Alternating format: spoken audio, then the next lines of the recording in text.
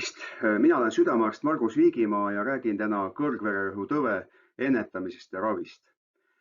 Kõrgvererõhutõbe on tõesti päris palju ja see on kõige viimane publikatsioon Ameerika südameassotsiatsiooni poolt, et 10 aastaga on surmade arv suurenenud 65%. Et miks see niimoodi on?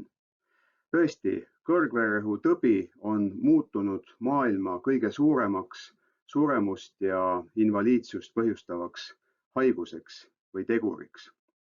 Ja muidugi kindlasti on inimeste kehakaalud suurenenud, suhkruhaigust on rohkem, nii et see on tõeline probleem ja ka Eestis on praegu kõrgvererõhutõve ravil umbes 340 000 patsienti igapäevaselt, aga see ei ole üldse mitte halb, sest ravi langetab väga palju südameinfarkti ja ajuinsuldi riski. Nii et see on väga-väga tähtis haigus. Ja minu selline patsiendikooli lühike ettekanne baseerub siis hüpertensiooni Euroopa kõige uuematel juhistel, nii et see on niisugune tõenduspõhine ettekanne. Kõigepealt mõned soovitused, kuidas vererõhku määrata. Et kõigepealt kindlasti on oluline mitte kohe määrata vererõhku, vaid peaks olema 5 minutit puhkeperioodi.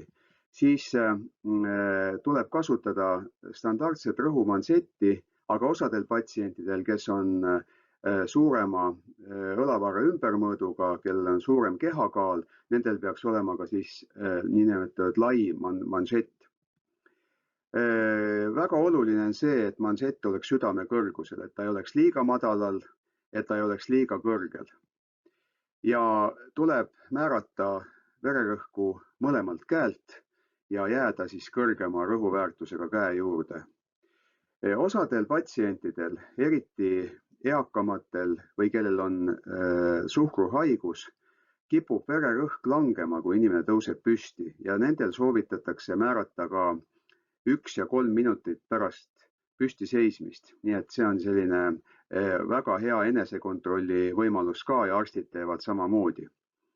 Ja järjest rohkem esineb südamerütmi häired, on sellised uued vererõhuaparaadid, mis 3 mõõtmise tulemusena annavad väga suure tõenäosusega infot, et kas patsiendil on südame rütmihäired, eriti siis kodade virvenduse rütmi, ja see on ka selline täiendav informatsioon, mida me saame vererõhu määramisel. Ja vererõhu normiväärtused on siin toodud. Normaalne vererõhk on siis kuni 129 süstoolne vererõhk ja kuni 84 diastoolne vererõhk. Nii et juba üle 130 ja üle 85 on siis niinimetatud kõrge normaalne vererõhk. See tähendab seda, et inimene ei ole veel haige, aga peame tegema kõik võimalikku eluviisiga, et see haigus ei tekiks. Ja selline punane joon on siis 140 ja 90 piires. Kui läheb üle selle vererõhk, siis on tegemist hüpertoonia tõvega erinevates astmetes. Kõik inimesed peaksid teadma oma vererõhu väärtust ja nad peaksid seda regulaarselt määrama.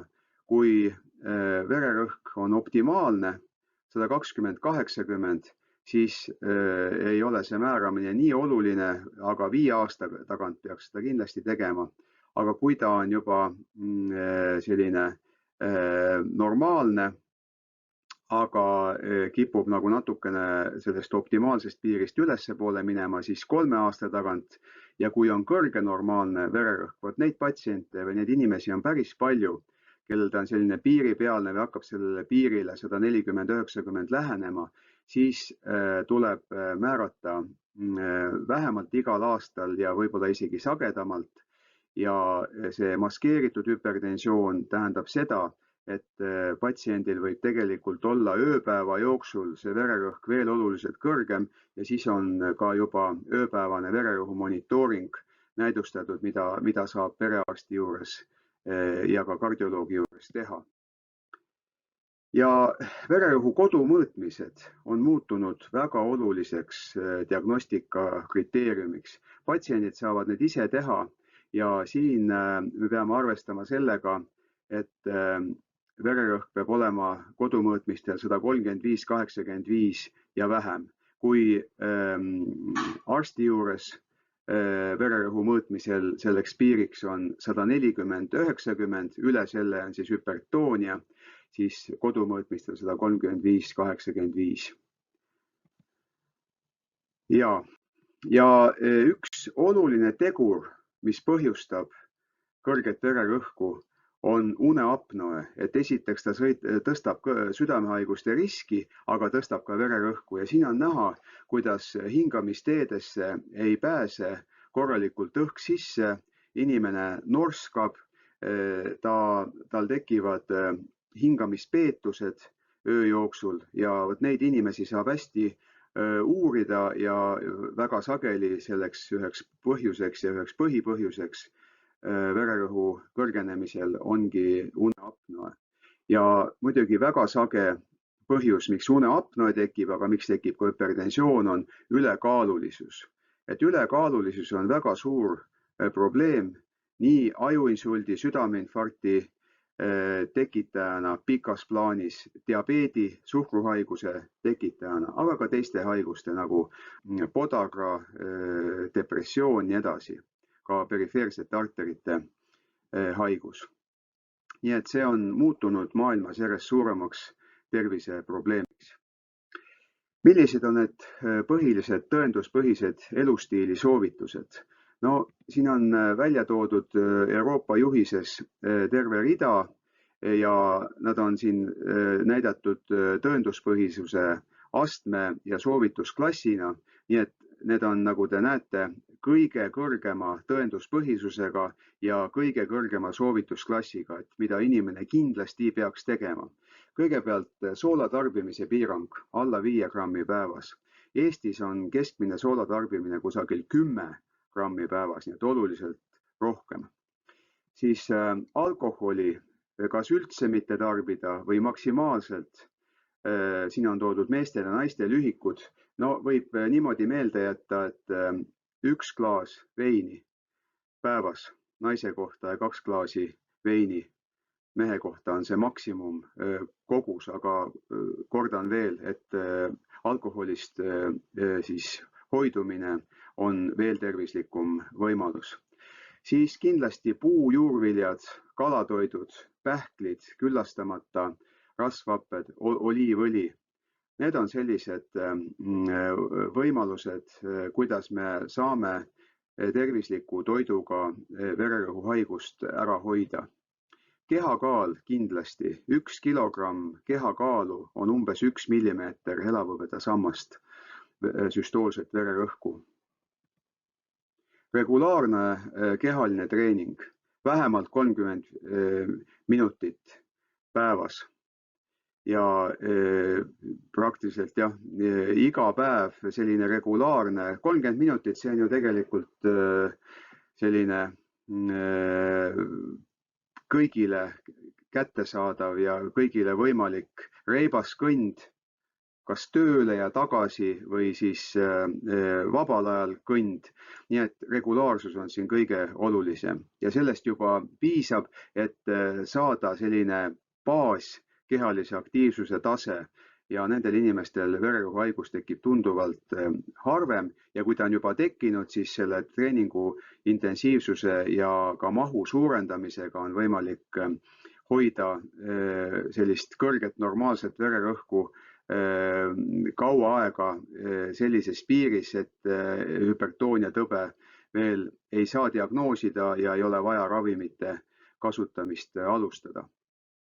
Ja kindlasti suitsetamisest loobumine ja Põhjamaades on just eriti selline episoodiline alkoholi liigtarvitamine nädala lõputi, et see oluliselt tõstab ka vererõhku. Sellest tuleb hoiduda. Eestis on rahvastiku toitumise uuring korduvalt tehtud ja me näeme siin, et see optimaalne toidupüramiid, mis peaks olema, on hästi tugevasti kallutatud suhkruste ja soolaste maiustuste poole. Nii et kõik need magusad ja soolased näksid peaksid hüpertoonikul ära jääma, siis me saame oluliselt selle haiguse kulgu parandada ja viia vererõhku jälle. Rohkem kala, vähem liha. Tõesti, kalas sisalduv rasv on lupjumise vastane ja loomne rasv tekitab lupjumist ja halvendab ka hüpertoonia kulgu. Liikumine on hüpertoonikule ülitähtis.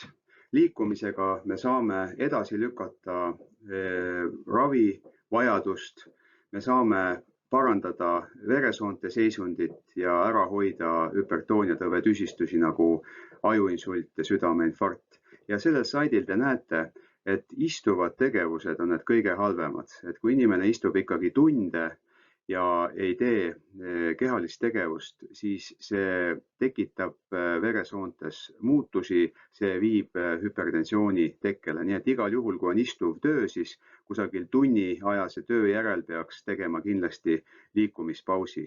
Ja liikuv eluviis, nagu enne oli ka juba juttu, vähemalt 30 minutit päevas ja noorematel inimestel ka 2 korda nädalas selline aktiivsem tegevus siis lemmikspordialaga. Siin on meie haigla kõnnikliinik, on võimalik siis tööprotsessis teha aeg-ajalt kiiremat kõndi ja saada endale parem tervis ja see on väga paljudes asutustes, väga paljudes ettevõtetes ja väga kaasaegne. Nii, tervislik elustiil on kindlasti kõige alus, aga kuna ikkagi on vaja alustada vererõhuravi, et siin on kenasti välja toodud, et kui on teise astme hüpertensioon, vererõhk üle 160 ja üle 100, siis diastoolne, siis peaks kindlasti koheselt alustama. Aga kui on esimese astme hüpertensioon, siis me võime veel natukene viivitada. See on siis 140 kuni 159 ja 90 kuni 99.